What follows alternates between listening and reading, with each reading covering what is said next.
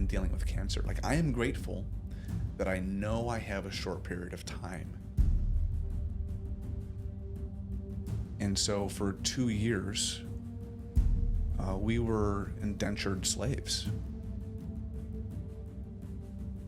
I heard what sounded like a freight train coming through the sky. And the sky turned, green, and it got cold suddenly. And I saw this little funnel cloud in the distance. It hadn't touched down. I just stood up tall, and I reached my hands up and begged to be taken away. It was bad. Who is James Ash?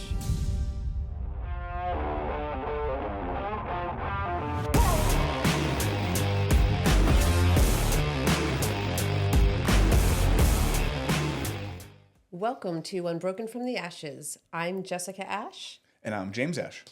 And today is episode 2 of our podcast. And we are going to dive in a bit into who is James Ash today. Yeah, I think an overview, but not going deep on any one thing. Not going too deep. Not what you got to ease into it. You can't just jump right in and go deep right away. No, there's definitely some warming up. Yeah, this is the warm-up episode. Well, that got weird real fast. It did? I'm okay with it. As long as you're okay with it. So, actually, I thought we can start by talking about a few things that are coming up very soon for you. Like in the next couple of weeks, there's a big thing happening. There is a big thing. Maybe a little thing? Big thing. No, it's a big thing. What's that? So we are getting ready to do my first of 2 stem cell transplants. So next week, we are going down to Arkansas, and I'm getting this super chemo called melphalan that kills all of my bone marrow. So it's the Chemo Nuke. It's the Chemo Nuke. It's going to eradicate my immune system. It's going to essentially get me ready for the first step that might put me into remission. And that first step is to retransplant the stem cells that they harvested last trip to try to regrow good bone marrow. And this is the first of 2 transplants. So we're going to do this again, in maybe a month or so after this one. Wow. Okay. And it actually sounds a lot nicer than it's going to be. The side effects of this chemo are some of the worst that I've heard of any chemo. It's going to be nasty, but it's part of the process. And so we're just gonna roll with it. There's nothing you can do about it. So whatever it takes, man. Yeah. So just one step at a time. All right.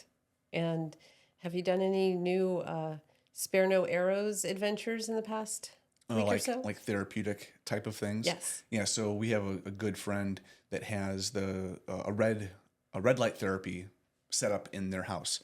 And they invited us over to sit in front of the red light therapy for like half an hour or so.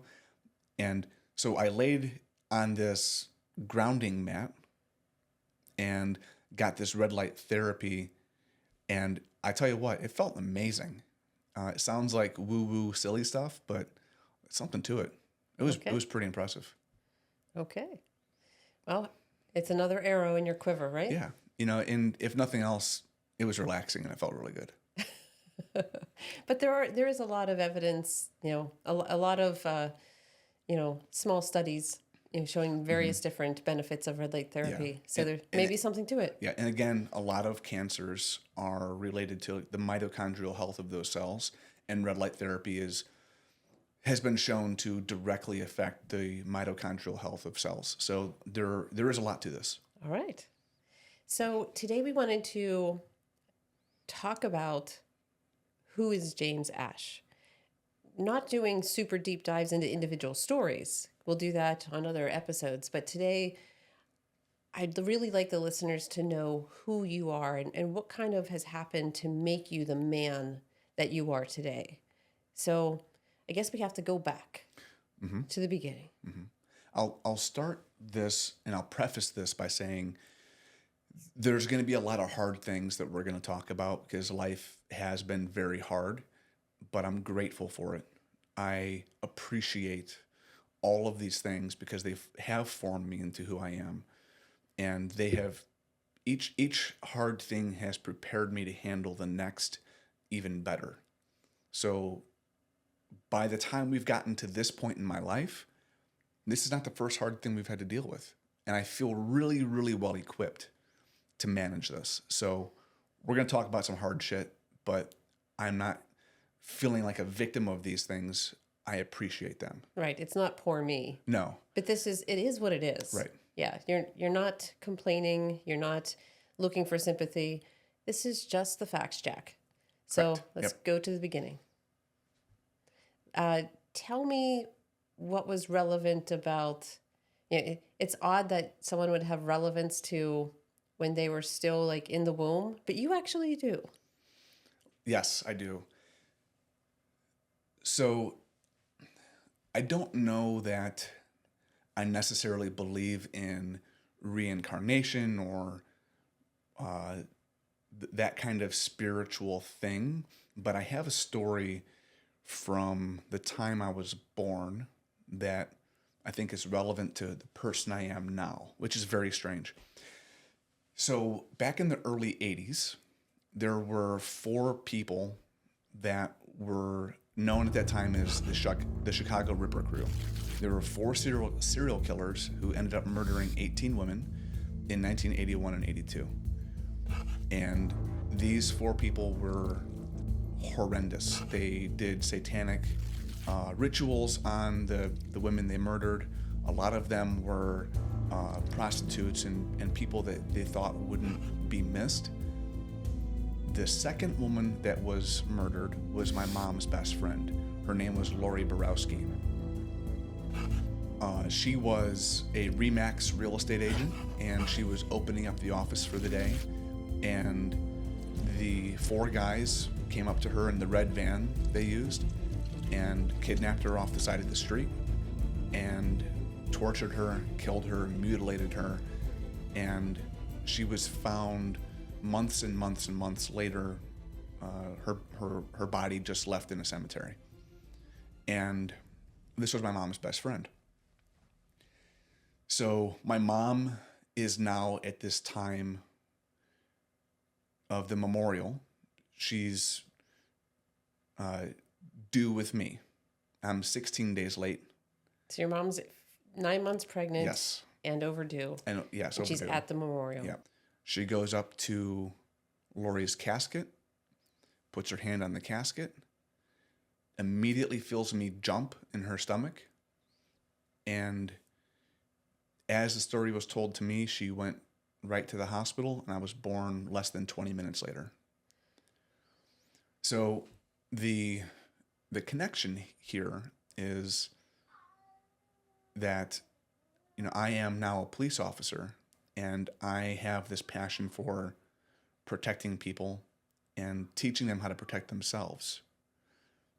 And, this horrible, terrible thing happened to my mom's best friend. And in that moment, when she put her hand on the casket, I jumped. So I don't know if there's a connection there, but, maybe there is. Okay. So that was how you were brought into this world. Right. Tell me a little bit about when, like the first 3 or 4 years. Those were hard years. And again, it's not usual for people to say that their first 3 or 4 years are hard years, but it was for me. A little bit of backstory on my mom and my dad. My mom was horrendously abused growing up by her father, and my father was horrendously abused by somebody else. He went through some things that nobody should ever have to deal with. And these traumas in their lives deeply, deeply affected how they behaved and interacted with the rest of the world, really, for the rest of their lives. My dad became an extreme alcoholic and probably hated himself more than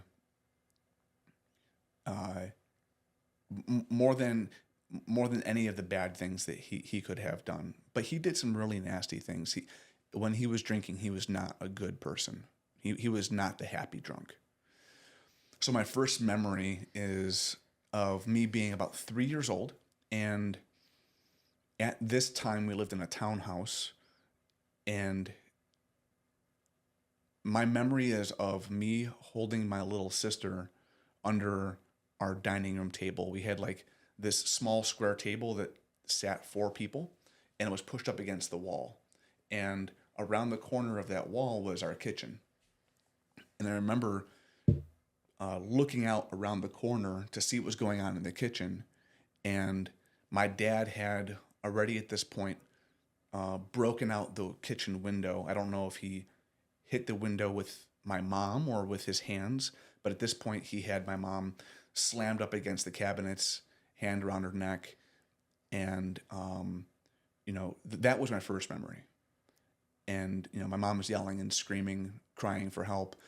And I remember the police showing up that day and me being grateful that the cops were there because I knew my mom would live for the night. And so that was my first memory. My parents split up shortly after that, and my mom was a single mom for a few years. And we lived in pretty deep poverty. She was a waitress making $4,000, $5,000, $6,000 a year. Nothing, right? We had studio apartments where she would sleep on the couch and my sister and I would share a bedroom, if we had a bedroom, or maybe we all slept in the same room. But that was kind of the first few years. Okay. And so did she stay single, or was there another parent that came into your life? Yeah, so when I was 7, I'll take us a little step back. So we lived with my grandparents for I feel like it was a couple years, but I was really young. So it may not have been a couple years. That timeline's really fuzzy to me. Sure. And this was your mom's parents or your father's parents? My father's parents. So Okay. Even though my father and my mother had separated and divorced, my father's parents still treated my mother as their daughter. They really kind of adopted her and me and my sister in as their own. And I'm very grateful for that, because most families, if you have a separation of parents, the parents of the parent that are gone usually go away too, right? So my dad was out of the picture, and he was pretty absent the vast majority of my life. But my grandparents, my dad's parents, were an ever-present anchor. And it's my gramps specifically and my Aunt Kelly, my dad's sister, who were those anchors for me in my life as we go through all of these things, that kind of kept me grounded and going off the rails, because I very easily could have become a very different human.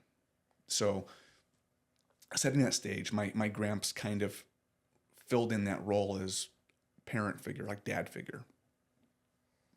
So yeah, my mom remarried when I was 7. She met this guy named Matt. And at first he was super cool. So he had the Castle Grayskull. He-Man. The He-Man, right? Masters of the Universe. Yes. He had the Castle Grayskull with all of the pieces and parts that actually worked on it. And he had all of the action figures that go with it. And he let me play with those. And they were kind of like the first really cool toys I remember as a kid, right? So He-Man, Ninja Turtles, those were my jam. And so this Matt guy seemed really cool. My mom dated Matt for a grand total of 6 months before they were married. Now, I say that because you can't really get to know someone in 6 months. But I kind of understand, because my mom was struggling to support us. She was struggling to survive. She was desperate. She was desperate. So what do you do when you see yourself struggling to survive and desperate to take care of your kids? If you see this opportunity and this guy that seems really nice and he's willing to be part of your life, I kind of get that, right? He turned out to be an absolute monster of a human. I don't know when it changed. I can't put my finger on it. It was insidious, but it changed. Now, he had 2 kids from a prior marriage, and I feel like maybe he looked at me as not his kid, and I don't think he ever liked me. I'm certain of it. The abuse that took place is absolutely inexcusable. And I think about some of the things that he did now as a step parent myself, and I'm appalled by it. Can you explain a little bit about what he did that was so horrendous? Yeah, a lot of it was based on his need for control and his need to feel respected. If he felt like he wasn't being respected, then the consequences for that were grave. What were those consequences? As I was a kid, the whole time I was a kid. So my mom was married to him from the time I was 7 until about I was 16 or 17. I forget, but in that range. So about 10 years. And it just got worse as time went on. But, as a younger kid, he felt as though he could push me around a little bit more. As I got older, the aggression in some ways became much worse. It started off as spankings, which, whatever, spankings are spankings. But as I got a little bit older and his hand spanking wasn't enough, he very quickly escalated to using a belt. And by very quickly, I mean probably by the time I was 8 or 9, his favorite thing to hit me with was his belt. And he would always take it off, and he had this big cowboy buckle on one end. He would fold it in half, crack it a few times, and if he knew he was going to give me a spanking, he'd be cracking it as he was walking down the hallway toward my bedroom so I could hear it. But if he didn't have the belt on, or if he decided to use something else, he would just grab something from the environment, wire hangers, extension cords, things that were around. Eventually he bought a paddle, like a 1/2-inch thick piece of wood paddle, and he used that because other things were breaking, like spoons, and they were breaking and leaving marks and things like that. So that continued until maybe 7th or 8th grade. So until I was, solidly a teenager. And then it changed to different types of control. When this was probably 7th grade, because we lived in a trailer in Illinois, and the idea of disrespect. He asked me to take the garbage out. So I go over, when he asks you to do something, it's not, the only question you ask is, how high? He says jump, you say how high, right? You don't question at all. So he asked me to take the garbage out. I go and grab the garbage, I tie it up. And on my way out the door, there's a funny commercial on the TV. And so I stopped and I watched. It was probably one of those commercials from the Super Bowl, right? They're real funny. And because I stopped and watched the commercial, I didn't listen to him. I had disrespected him. And so he grounded me to my bedroom. And this started off as, I think, 3 or 4 weeks. And by grounded to my bedroom, I don't mean, hey, go to your bedroom and do whatever you want and come and go as you please. I had to ask permission to go to the bathroom. I had to ask permission when it was time to go to school, if I could walk through the house and go to school. There were times when he would bring dinner to me in the bedroom so I wouldn't have to leave the bedroom to eat. And in the bedroom, anything that would be considered entertainment was taken. So I had a CD player in my CDs. Those were were gone. He took the charging, the electric cable for that. My grandparents had gotten me a TV to put in my room, like one of those 13-inch TVs, that's gone. So there's nothing in the room. And this is the consequence because you watched a commercial while you were taking out the garbage. Because I stopped for 30 seconds and watched the commercial. So it's the consequence of disrespect, right? That's how it came out. So that's an example. That's an example. So during this time, I had done something that reinforced my disrespect. Maybe I went to the bathroom without asking, or maybe I walked through the house to go to school without asking, and eventually ended up being that I was in my bedroom for almost 2 months. Because, if you do something, now the time's extended, right? So I was big enough that he didn't, the beatings had stopped, but the control and things continued. But he would often grab me by the hair and rub his knuckles under my chin and say, "Oh, just wait till you're 18," that kind of stuff. Like the threatening of violence and things like that. And was your mom aware? Was she working? Where was she? So at this time, my mom, very, very poor. I think my mom was either working 2 jobs or she was working night shift and kind of sleeping during the day. And so Matt and my mom would often be ships passing in the night. So she was aware of some of the things. How do there's no way she wasn't aware that I was locked in my bedroom, right? But she may not have known about some of the other physical things.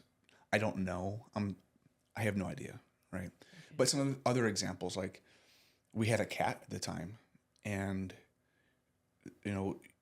we have a cat, right? We don't really like our cat on our kitchen table because the cat goes in the cat box, and we don't want that up on the table, right?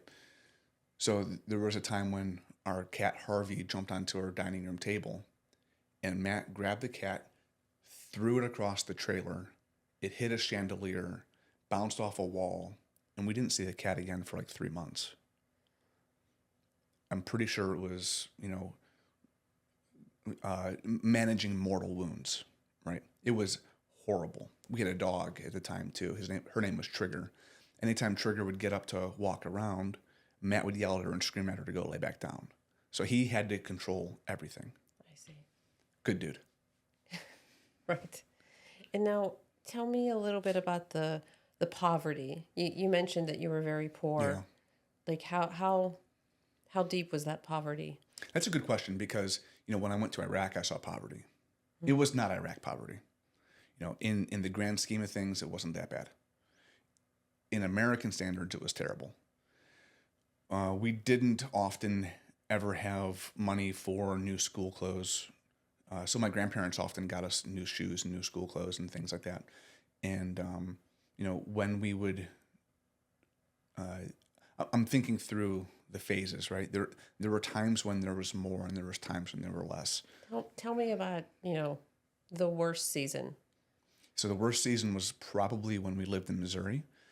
And there was a period, and again, my memory's a little fuzzy, but I feel like it was 8 months to a year or so when we didn't have any hot water or heat in the house because we couldn't afford to fill our propane tank. And so when it got cold in the winter, my mom would bring a space heater, like a kerosene or propane space heater, into the living room, and we would all sleep on the floor together to stay warm. And she, being the woman she is, trying to make it fun and enjoyable, is like, "All right, kids, we're camping. We're camping in the living room. We have a campfire." So she tried to make the best of it, right? She always tried to make the best of the situations we were in, and I give her a lot of credit for that. But that was kind of what it was. We would learn to take showers very, very, very fast, and honestly, they were infrequent because we didn't really want to jump into the cold water. We got most of our food from the church pantry. I don't recall, going grocery shopping that often. Were you on public assistance, like welfare? I have a hard time telling. I was young. This was 4th, 5th, 6th grade. I don't think so because I feel like we would have had more food. Right. I What feel what like about healthcare? Were you able to go to the no. doctors? No? Well, I don't remember. I don't know our insurance situation, but I know we didn't go to the doctor when we needed to. I don't know if the copays were too high or if we just didn't have insurance. But, there were times when I was in seventh grade, I had an ear infection and we weren't able to go to the doctor. And eventually my eardrum ruptured and I had pus and blood on my pillow. And then we went to the ER, right? When I was younger, I had chronic bronchitis and I couldn't get an inhaler because, again, we couldn't afford it. So my mom would often drag me to the bathroom as I'm not breathing. I'm totally constricted. I'm not breathing. She drags me to the bathroom, turns on the hot water to get steam to open up my airway. So that was the medicine. Wow. Okay. There were many stories of like that, but we didn't have. We in the trailer we lived in Illinois when I was seventh, eighth grade. We my bedroom in particular had a leak in the roof, and this is kind of a funny story, as funny as it can be, right? So I'm laying in bed, and the leak was kind of over my bed area. So there was this drop cloth, like a painter's like plastic sheet, right, that we had kind of to try to catch the leak and kind of funnel it off away from my bed, right? And one night, the whole ceiling fell in on me.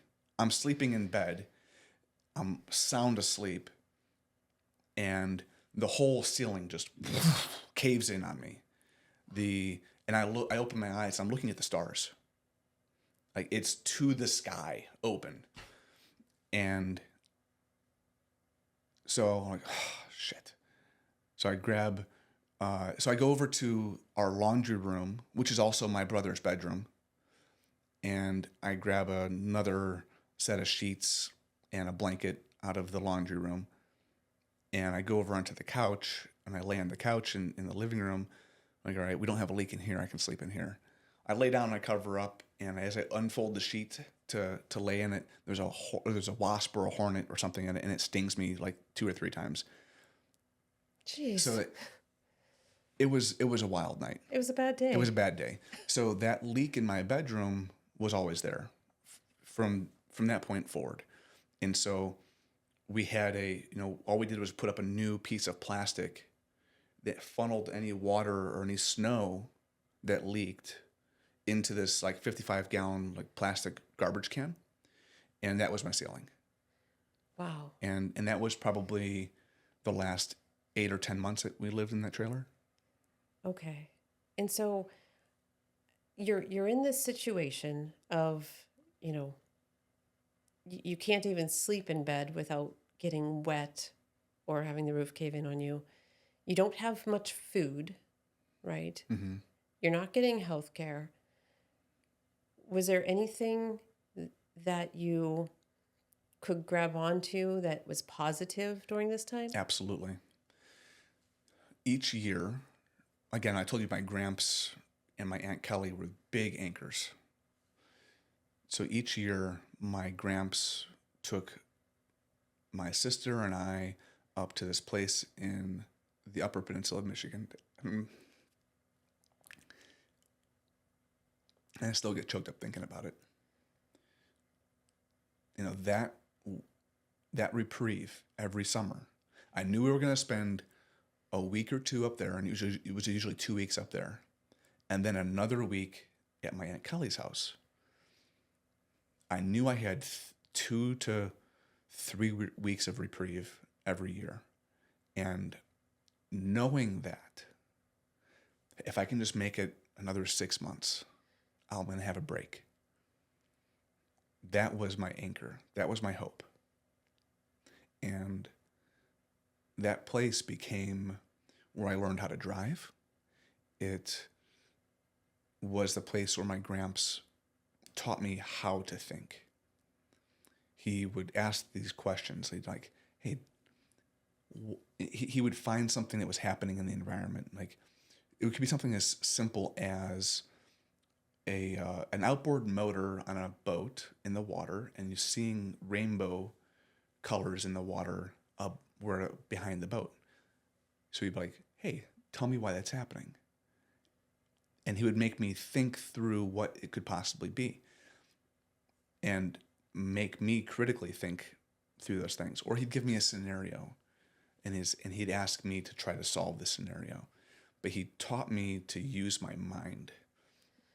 And he taught me so many things, but he was like my dad. And Michigan was the place that gave me that hope. I got out in the wild. I learned how to fish. I got nature. And so from that point forward, being in nature and being outside has always been that anchor point to me for Reprieve. That makes a lot of sense. Later we'll go over like what your current hobbies and stuff are. Sure. So that we'll come back to that. So tell me about when you were in middle school. There was a big thing that happened. Without diving deeply, there was a big thing that happened. You referred to it as the garden. Oh, this is before middle school. Oh, okay. Yeah, so the garden. This was, so I lived in Missouri from 4th through 6th grade. During 5th and 6th grade, we worked on the garden. So we moved a lot. I moved 18 times that I can count before I left high school, not counting when I left on my own early, when I moved in with a friend because things were sideways. When you ran away. Yeah. So when we lived in Missouri, there was this point when some folks at our church said, "Hey, we want to start a farm, and we found some property. We found 30 acres, but we need some help. We need some help, managing it. If you guys want to move on to the property and kind of be like farm hands and help us with this, we'll give you a break on rent.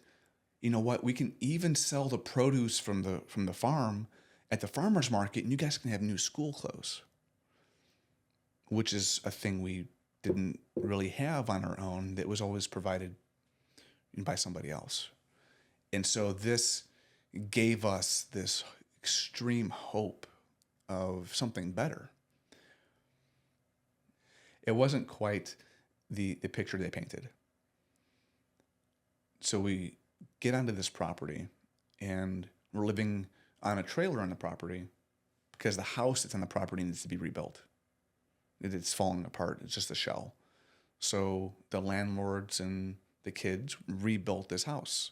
I wheelbarrowed something like 14 tons of gravel into this house to put a new foundation in. So after the house is built, this house had air conditioning. I had never had air conditioning before, right? So we're now in 5th grade, and there's this awesome place that we just built by hand, and it's got air conditioning. As soon as this house is built, though, it's time to work on the garden. It's southern Missouri. It gets hot. It was on average 100 or more degrees during the summer. Humidity is pretty nasty. And we have 20 acres of the 30 acres that are farmable, and the ground had never been plowed before, or had been, hundreds of years. And so there's lots of rocks and roots and clay-like soil, but we didn't have a tractor. There was a 1929 Massey Ferguson that ran like once every 2 months. So we had to plow the ground with a rototiller. The small little rototiller you're supposed to use like in our backyard. In a real garden. In a garden, right? We had 20 acres, and we did most of that 20 acres with the rototiller. And we means your mom and you and your little sister? My mom, me, my little sister, and what would happen is the landlords would come by. They would drive their truck up onto the property, and we would hear them coming, and my mom was terrified of them. And as soon as my mom heard their loud exhaust, we would hide behind the couch, like, oh, maybe they'll think we're not home. Where else are we going to be, right? And the landlords are coming pounding at the door like, hey, all right, time to get ready for work. Come on, let's get outside. And it's like 6 a.m, right? And Mom was terrified of them. And, they essentially, they forced us out into working. And during the summers, we usually worked 14 to 16 hours a day. And during the school days, the second I was done with my homework, we were out in the garden until night, until you couldn't work anymore. So those were usually 8-hour days during the school days. 8 hours after school. After school, after homework, yeah, usually about that. There were a couple times when I passed out from heat exhaustion, and my sister dragged me down to the little creek that was on the garden to kind of rejuvenate and revive me. Now, the first year down there, because we were doing everything with the rototiller and there were all these rocks, my primary job most of the time was moving rocks from the ground to this little area where there was no gardening, like by the tree line. Farming, not gardening, Yeah. Farming.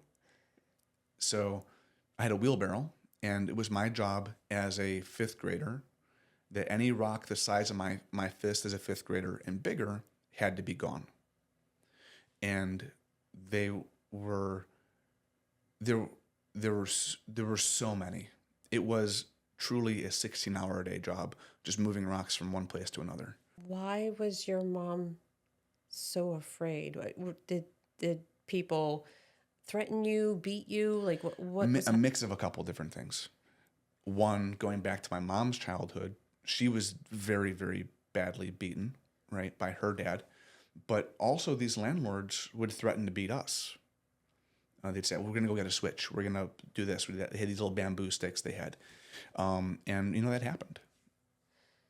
And so for 2 years, we were indentured slaves on this I on this remember property. you telling me this the first time when we were first getting to know each other, and you called it the garden. You said you were gardening, and I had to push and dig. You were using these words that didn't match. I tend to minimize. It didn't match anything that you were talking about.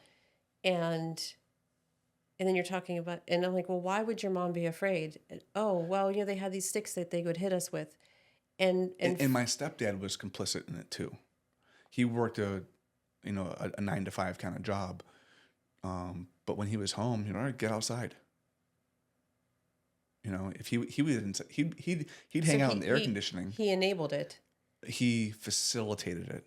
He was good buddies with the landlord and the family. He facilitated it. He didn't enable it. He encouraged it. So that was the summer. Then when it was the winter, I was shipped out to the landlords to help them split wood for the Amish. So instead of working on the garden, I'm splitting wood and cutting down trees, all winter. So it never stopped. So essentially, you're, kind of the type of trafficking that's not spoken of, which is agricultural labor. Yeah, forced labor is now considered human trafficking, especially when we're looking at it to this degree. But this was, well, first of all, human trafficking wasn't a thing until legally by federal statutes until 2000. This was way before the year 2000. I was 10, 11, so this was 1994, somewhere in there. Okay. Finally, at some point, your mother was able to say, we need to go. Probably late July, my mom called and said, hey, we're moving. We're going back to Illinois. And I sobbed for hours just because I was so happy. There were times when we were down there that I prayed for death. So this area, we were in the Ozarks, but we still had a lot of tornadoes. The hills didn't stop the tornadoes. And I remember one time a tornado passing overhead, and I'm out in the garden. When a tornado was coming by, you're supposed to tuck and hide for cover. I heard what sounded like a freight train coming through the sky, and the sky turned green, and it got cold suddenly. And I saw this little funnel cloud in the distance. It hadn't touched down, but it was like formed in the sky and it was like screaming across the sky. I just stood up tall and I reached my hands up and begged to be taken away. It was bad. So when Mom called and told me they were leaving, I don't know why or how or... Right. You don't know the details. I don't know the details. Of how they facilitated that. Yeah. All I know is that we got back to Illinois 1 week before I started 7th grade. Okay. Let's take a pause and get a drink of water. Yes. Okay. We're back, and you're 1 week before 7th grade. You've gotten out of what you guys were tricked into believing was a garden. And I'll say this, I am so thankful for that experience. It made boot camp easy. It made everything else that was hard in life,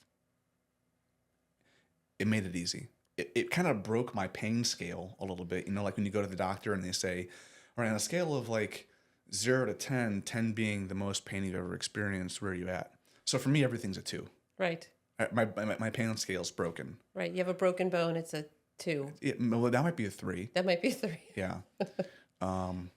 So I'm very thankful for the opportunity, but it really set me up for some failure later in life when I was in some situations that I should have left, but Right. It wasn't quite painful enough for me to have that survival mechanism kick in to say, you need to go.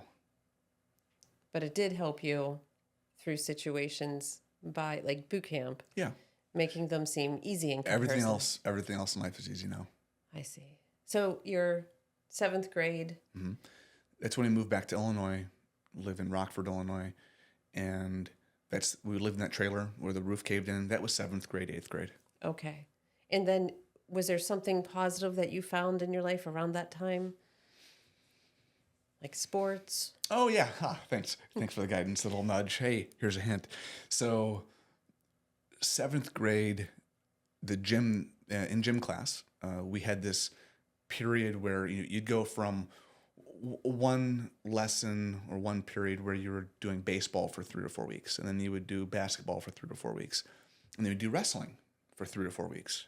I had never found my own strength or ability to kind of stand up for myself up to this point.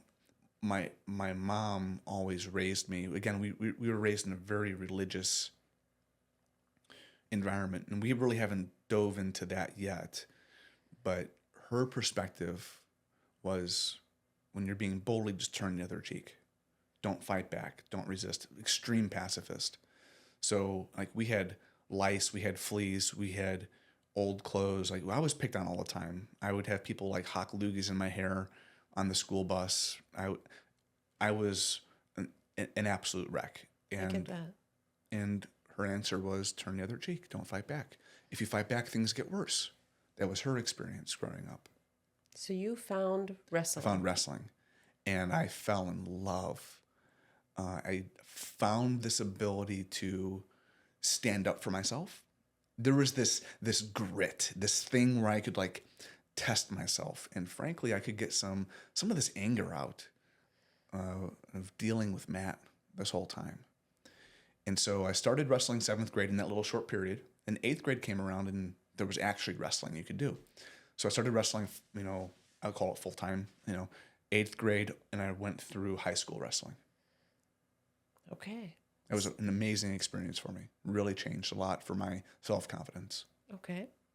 Did you do any other sports like football, baseball? I sat on the bench for football my senior year. I tried out for the team, and we had a terrible team. We went like 0-20 for the year. And so they were really taking anybody. It was kind of like a water boy kind of football team where anybody could walk on and play. But I walked on and sat on the bench. So you were that good. I was that good. The coach was like, well, you can hit people, but you're never touching the ball. I still don't know the rules of football as we talk now. Go sports ball. Go sports ball. But it was the opportunity to hit people that I kind of enjoyed. Okay. There's a theme there, I think. I think so. And so, what about music? When we lived in Missouri, I was in fourth grade, and my mom had saved up, and I don't know how, because again, this is when we didn't have food, we didn't have hot water. I don't know how, but she saved up like $100 and got me a saxophone from the local thrift store. And I had talked about playing the saxophone since I was a little kid, like little, like 5, 6 years old. And I taught myself how to play the saxophone. And so I played from the time I was in fourth grade all the way up through high school. In high school, at some point you told me that you had run away because things had gotten so bad at home. Right. And after that, you had decided you wanted to join the military because you couldn't go to college? Yeah, so at some point when I was probably 16, I decided I should probably work at a place that paid me instead of just doing all the other things, a full-time job in the garden. So at 16, I got a job at the local movie theater. And then I had a job serving tables, and I worked almost full-time on top of going to school and on top of wrestling. And so I didn't really spend a whole lot of time doing homework. To be honest, I was just trying to find ways to be out of the house. So I am smart. I'm smart enough that I could ace all of my tests without studying. Smart enough that I could figure out advanced physics without doing the homework. So I didn't do the homework. My grades suffered. I was in the bottom half of my class in GPA, top of my class in intelligence. I didn't apply myself in the ways that I should have. So I didn't have the opportunity for a scholarship. I missed the boat on that one. And I was managing my exit plan. Well, I didn't have an exit plan because I didn't know. As a kid, I didn't see myself living past 18. I didn't have a hope for the future. Didn't think there was one. Why wouldn't you think you would live past 18? I don't know. It was just this feeling I had. All of the abuse from Matt, all of the circumstances we were in, and it just got worse, and it got worse, and it got worse, and it got worse. And at some point, I just said, I'm probably not going to make it. I had given up hope for a long-term future, and so I was just trying to get through now. Okay. And so working full-time, going to school because I had to, and I had some friends at school, and wrestling almost full-time. No scholarship. And what was the question? What made you look at the military? Yeah. So I had been playing the saxophone, and so I wanted to join a military because I thought I could get the GI Bill and maybe have the chance to go to college if I made it that long. And the only thing that I really attributed myself to having skill with was playing the saxophone. That's the only value I saw in myself. And so I thought that was my only path for future. So I wanted to join a Marine Corps band. The band. The band. Right? Because that's where I saw I had value. Okay. I didn't think I had value anywhere else. And that was the one thing I had praise for in high school was, man, you're really good at playing the saxophone. So that was the only value I saw in myself. And I went to the different branches. I looked at the Army, didn't really quite, wasn't really quite it. Talked to the Air Force, and that definitely didn't feel right. And then I went and talked to the Marine Corps, and they're like, you don't want this, it's too hard. I'm like, oh, really? Tell me more. Right. And talked to a recruiter. I went into the delayed entry program, which is where you can kind of sign up You can do PT, like physical training with the recruits, other recruits, and the local Marine Corps staff that's preparing people for boot camp, and just kind of see if it's what you want. Before I got to that part, they sat me down and they tried to play the scare you video of all of the drill instructors yelling and screaming at you, and the videos of the crucible and the videos of the worst and hardest parts of boot camp. And they're like, we don't promise you anything. There's no signing bonuses. No one joins the Marine Corps because the Marine Corps gives them something. We only want people that want to be here. We're not going to bribe anyone. And it's too hard for most people. We're the few. We're the proud. And that spoke to you. It still does. And I was like, this is what I need. So you joined the Marine Corps? Don't you tell me it's too hard. So you joined the Marine Corps. I joined the Marine Corps. You tried out for the band. Tried out for the band. Totally failed it. Totally failed my tryout. And so I joined open contract because my other two options were I could go part-time infantry, like infantry reserve, and this was before 9/11, or I could do active duty, like full-time, doing motor transit, like just driving trucks. I'm like, I don't know, I don't think I really want that. But this other Marine Corps stuff seems really cool.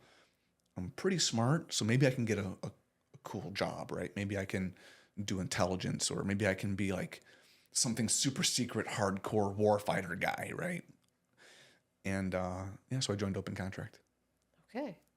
And take me through, you're about to go into boot camp. What happens? Fun story. This was exactly 7 days before I started boot camp. I started boot camp on September 18th, 2001. My friend Lily, who had signed up to go to boot camp at the same time I did, calls me on the phone, and she goes, "Hey, we're under attack." I'm like wiping the sleep out of my eyes. I'm like, "What are you talking about?" She's like, "Turn on the TV." I'm like, "What channel?" She's like, "Any channel. Turn on the TV. We're under attack." So I turn on the TV, and I see the second plane hit the tower. And I knew that everything was going to be different. But it's very strange because I had this peace. I had this calm over me. And I had this feeling that I was doing exactly the right thing at exactly the right time, and that everything was going to be okay. It's very strange. I can't put my finger on it. It was God speaking to me. It was my own internal sense of peace. But I was like, this is, all right, we're going to war. I didn't think I was going to live this long anyway. I'm on borrowed time nonetheless. This is my purpose. This is what's meant for me. So you go through boot camp, you go through the crucible, your open contract. Where did you land? So went through boot camp. The next phase of training was Marine combat training. Mm-hmm. And in MCT is when they give you your job. And the guy that was running our platoon for Marine combat training, he was an infantry guy that was attached to a military police unit. And he was constantly talking about how terrible it was to be military police. He's like, you work these 16-hour shifts. It's all day. It's stupid. You have to check IDs at the gate. You don't have any real authority. You don't really feel like a Marine. It's terrible. But if you can get K9, it's the best job in the Marine Corps. And he kept talking about that all the time. And so in MCT, we got our job assignments. And being that we're right after 9/11, I'm open contract. I can be anything. I'm expecting to be, front lines, bullet fodder. And they're like, all right, Ash, military police. I'm like, damn it. He said that was terrible. I need to go K9. He said that was great. And I don't have no experience. I have no idea what the Marine Corps can offer. I have no idea what the branches of the different MOSs. I don't know the difference between anything, right? All I know is this guy hated being a military police and loved being K9. And he's like, but in order to get K9, you have to be special. You've got to be unique. You got to stand out. And in the entire Marine Corps, there's only 150 K9 handlers. There are 300,000 Marines, 150 K9 handlers. You got to be special. So you had a goal. I had a goal. I had a mission, right? So I get to military police school after combat training, and my military police instructor had this very unique tattoo on his arm. And I recognized it because he was also a drill instructor during my time in boot camp, and he taught the swim qualifications. So this dude is like hardcore, right off the drill field, still in drill instructor mindset, hard as woodpecker lips. I've never heard this before. It's something my grandpa would always say. And he actually got in trouble for how hardcore he was treating our company, right? So this guy, Gunny Porter, he was my instructor in military police school. He's like, all right, we're going to be looking at some of you, young Marines for K9. There's a lot of you, and we have room for 5 people to go to K9. Out of all, there was probably 200 people to be selected, right? And he's like, so here's what we're going to do. You got to be in the top 5% of your class. You've got to be in the top 5% for your fitness testing, top 5% for your qualifications. And if you make all of those things, then you have the opportunity to be looked at. And to be looked at, you have to go in front of a board of senior Marines, and then they're going to pick 5 of you based on how you interview. But you have to do all these things to get the opportunity to interview. And so I was like, all right, I got a goal. And that time in military police school has always stood out as a very formative time for me. One of my buddies, Ryan Stevens, was my roommate in military police school. And he and I would have like these bare knuckle barracks fights in the common areas. This is where I kind of started seeing the transition from wrestling into how does this really look with real violence. And it was awesome. And he and I are still good friends to this day. But that period of time was so formative for me. And I made it. I made it to K9. And so I go right from military police school to K9 school down in San Antonio, Texas. Okay.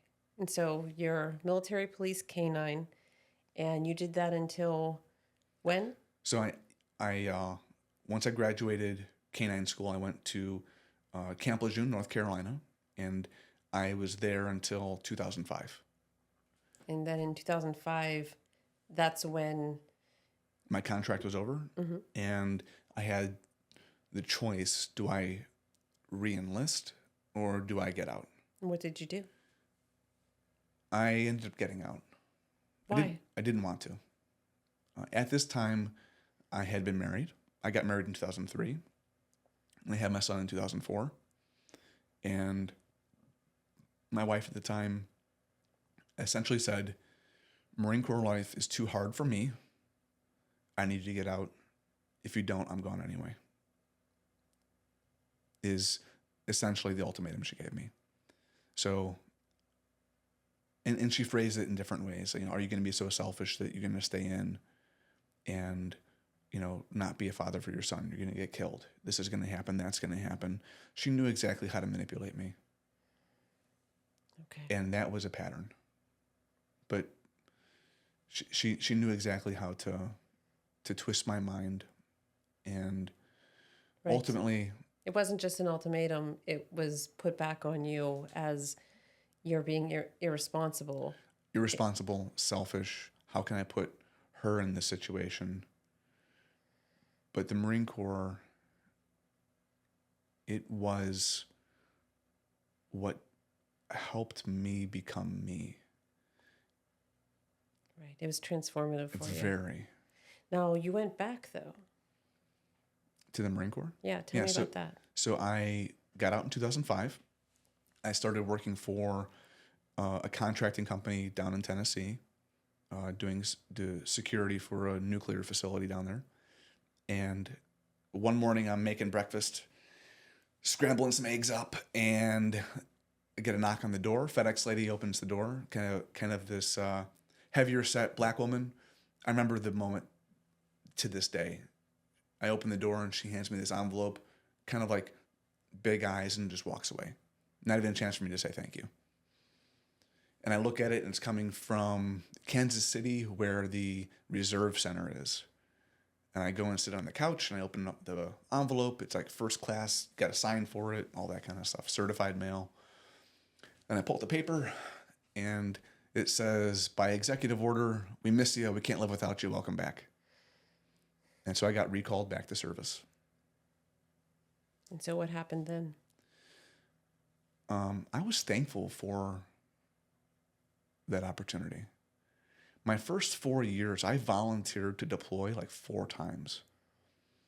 In K9, when you deploy as what's considered an individual augment, where you're an individual person and you get attached to other units. So we had guys that got deployed from my station, even though we were considered base side law enforcement, we were still K9, and we learned the field side combat roles as well. We had guys that would be attached to infantry units, do room clearing. I had buddies that went through the initial push through Fallujah. I missed all of that. I missed the Super Bowl of the Marine Corps. And I volunteered, and I had well-intending supervisors. They're like, hey, you just got married. We'll let somebody else go. I was like, I want to deploy. They're like, no, we're going to let this other guy go. And so they really said no multiple times. Like, oh, you have a drug dog, and, your dog's finding all these drugs, or your dog's finding all these people. You're helping out with NCIC. You're helping out the SWAT team. We really need you here. They very well-intended prevented me from doing what I wanted to do. So when I got recalled, it was kind of like my opportunity to be a Marine and do Marine things. So, at that point, I went, the orders were to report for service in July, to deploy in August. And I was like, that's 1 month? At this point, I'm a sergeant. And so I know I'm going to be in charge of some people. I'm going to have these emotional and, these connections with these guys. And a month, I have to learn the job. I've never deployed. And so I volunteered to go back in March of 2007 instead of waiting to July, because I knew I'd have responsibilities, and I didn't want to let people down. Okay. So you had a tour in Iraq. I did. Right? Okay. Yep. I went back into the Marine Corps March 15th. Less than a week later, my grandfather died. He had cancer. He had lymphoma, and it metastasized to his brain. No time to mourn that. No time to grieve it. Right. I went to the memorial, came back home, right back into training. Trained all summer and deployed to Iraq. We stopped in Al Taqaddum, then flew into Camp Fallujah. My main job there was convoy security. So we did security for like the supply routes, the EOD teams, and things like that. Okay. We'll talk in other We'll go episodes. deeper later. We'll go deeper, yes. Yeah. So coming back to the States, what did you do for a living after you got out? So at that time, I was working at the security company, doing the contracting company, and it was shortly after that we decided to move to Pittsburgh to be closer to my ex's family. So what I did for fun was work. I worked a lot, like 100 hours a week. 100 hours a week? Yeah, probably about that. Wow. 80 to 100. Why would you work so much? Because you got to eat. and my ex didn't work. She refused. Is that something that you liked to? It was not what I wanted. It was not what I liked. But going into some of the religious and the different ways that I was, that marriage was very, very manipulative and abusive emotionally. She knew exactly how to take my old traumas and my history and twist my mind and use it all against me. And so, in the Bible, it talks about how the man is the head of the household and is, solely responsible for stewarding everything in the family. And, it was essentially made in my mind and reinforced by my ex that, everything was my fault. And I'm wired such that I tend to take responsibility for things. And so it was a really, really bad combination of personalities. Right. She took responsibility for nothing. I took responsibility for everything. And she saw and took every chance to exploit that.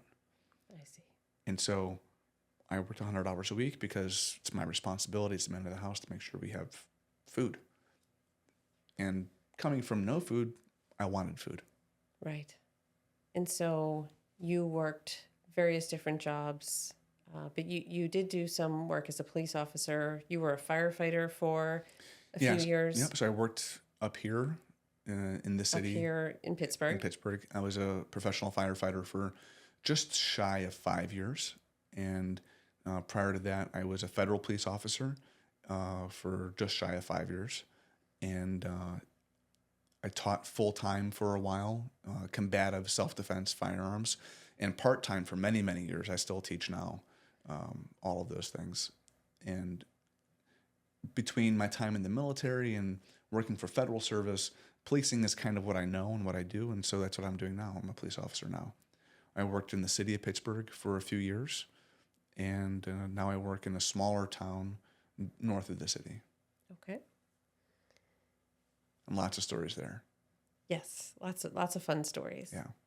And so you eventually left your wife. Mm-hmm. What was the one thing that was like the impetus to that? It was so hard for me to see because,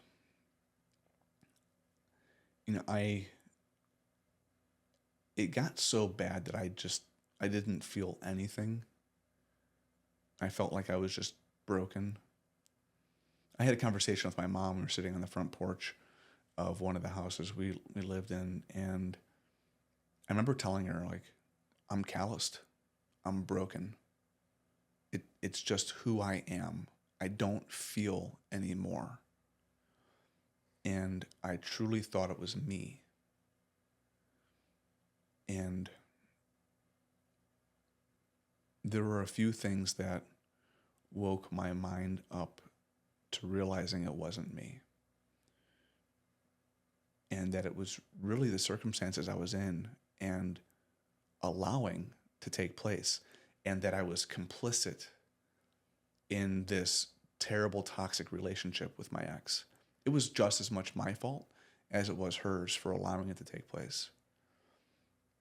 And I realized that I was setting an example for my son, demonstrating that it's okay for people to treat you like this, demonstrating to him that it's okay to be broken and manipulated and controlled. And that realization is the straw that broke the camel's back.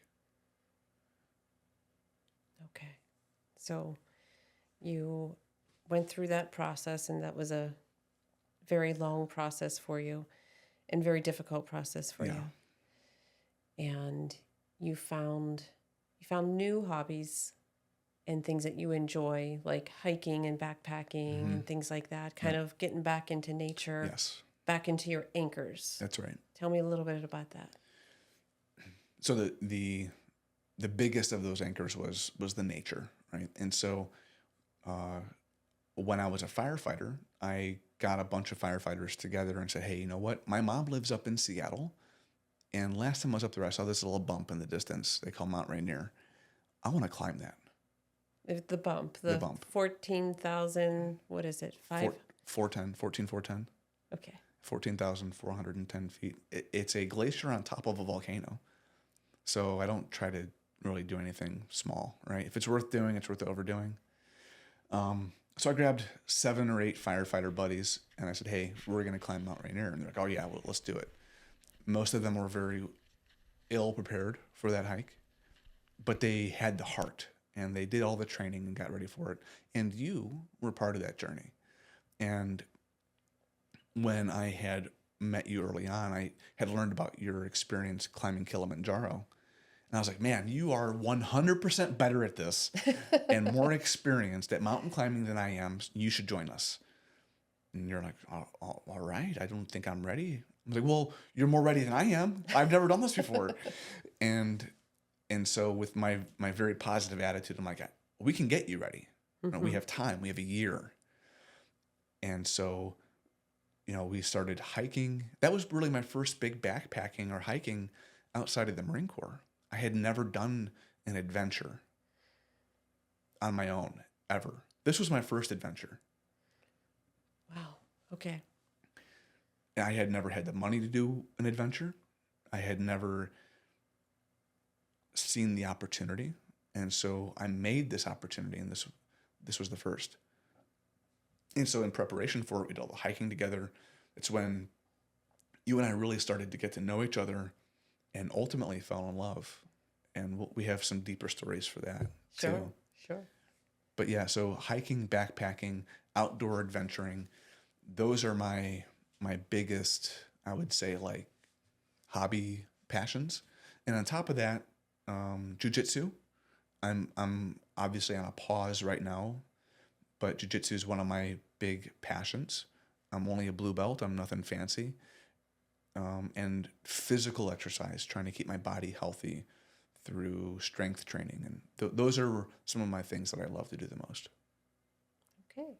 So now that we've kind of gone through this overview of who is James Ash, who is the person that formed the man that you are today, do you have any lessons from, there's many lessons there, right? So but many.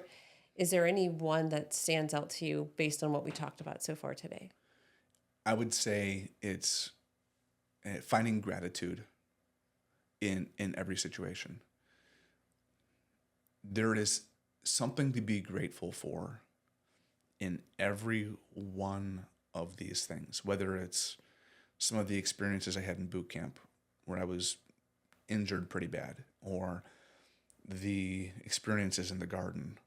There are moments to be grateful for. Like the garden's made everything else easy. I'm grateful for that. It's made dealing with what we're dealing with now okay. It's given me a lot of practice to find things to be grateful for now, in dealing with cancer. Like I am grateful that I know I have a short period of time because it gives me the ability to look at every moment and every day with a little bit more passion and to make the most of it. So I'm grateful for that. So my lesson is to find gratitude in every situation, no matter how hard or nasty it can be. I think that's good for today. Cool. Thank you for going through all of that. I know that was hard. It was. Doing an overview is not as hard as diving deep. So I think as we dig into these moments, there'll be some harder and more vulnerable times as we really start to peel back the layers. Right. And knowing that, people are going to listen to this and being so open and vulnerable, it's kind of hard. It is. But it's important. It's important for a couple reasons. One, the reason we're doing this is for Tyler and for you. That's the number one. So it's worth it. Number two, like we said before, there are hundreds and thousands of stories of people who have gone through similar things. And if we can help someone else who's experiencing one of these things and give them hope that, hey, it's manageable, or here's how you can deal with this thing, it's worth it.